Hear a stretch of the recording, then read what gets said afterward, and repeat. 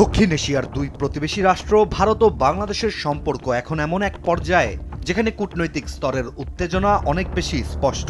২০২৪ সালের ৫ই আগস্ট বাংলাদেশের রাজনৈতিক পট পরিবর্তনের পর থেকেই সীমান্তে অনুপ্রবেশ, অবৈধ অভিবাসন, নাগরিকত্ব ও নিরাপত্তা নিয়ে দুই দেশের সম্পর্কে ব্যাপক ফাটল ধরেছে।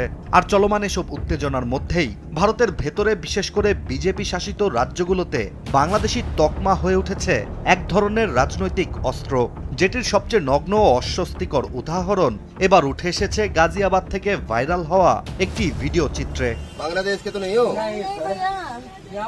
মূলত ভাইরাল ভিডিওটিতে দেখা যায় দিল্লির উপকণ্ঠ গাজিয়াবাদে উত্তরপ্রদেশ পুলিশের সদস্যরা একজন ব্যক্তির পিঠে মোবাইল ফোন ঠেকিয়ে তাকে স্ক্যান করছেন। এ সময় ক্যামেরার সামনে তিনি বলছেন, মেশিন দেখাচ্ছে লোকটা বাংলাদেশি।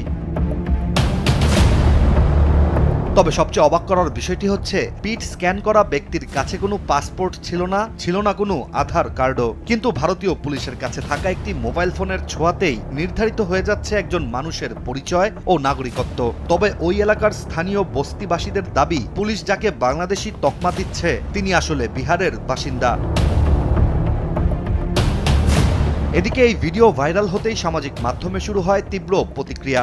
একদিকে হাস্যরস ও ব্যঙ্গ, অন্যদিকে গভীর উদ্বেগ। প্রশ্ন উঠছে, বাংলাদেশি তকমা কি ভারতীয় প্রশাসনের জন্য এক সহজ অভিযোগে পরিণত হয়েছে কিনা, যা কোনো প্রমাণ ছাড়াই যে কারোর ওপর চাপিয়ে দেয়া যায়।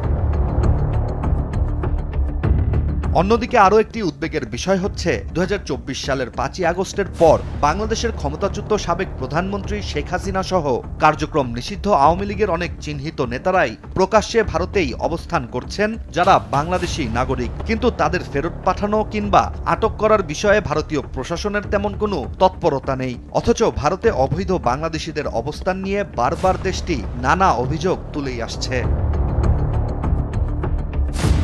বিশ্লেষকদের মতে, ভারতের অভ্যন্তরীণ রাজনীতিতে অবৈধ অভিবাসন ইস্যু দীর্ঘদিন ধরেই ব্যবহৃত হচ্ছে ভোট ব্যাংক ও পরিচয় তৈরির রাজনীতিতে, যার সরাসরি প্রভাব পড়ছে মাঠ পর্যায়ের প্রশাসন ও পুলিশের আচরণেও। আর নাগরিকত্ব যাচাইয়ের নামে যখন আইনসম্মত প্রক্রিয়ার পরিবর্তে এমন হাইটেক টেকনোলজির নাটক প্রকাশ্যে দেখানো হয়, তখন সেটি শুধু ব্যক্তির অধিকার লঙ্ঘন নয়, প্রতিবেশী দেশের সঙ্গেও এক ধরনের অঘোষিত উত্তেজনা তৈরি করে।